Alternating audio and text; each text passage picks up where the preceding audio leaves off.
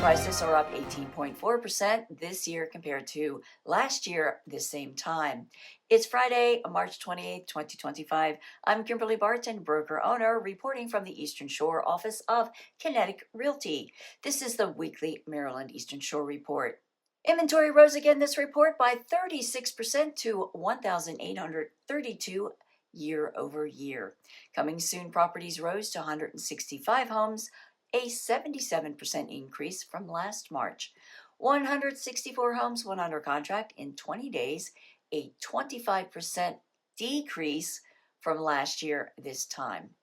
108 homes settled at 97.1% list to sold ratio, with days on the market rising to 30 days this report.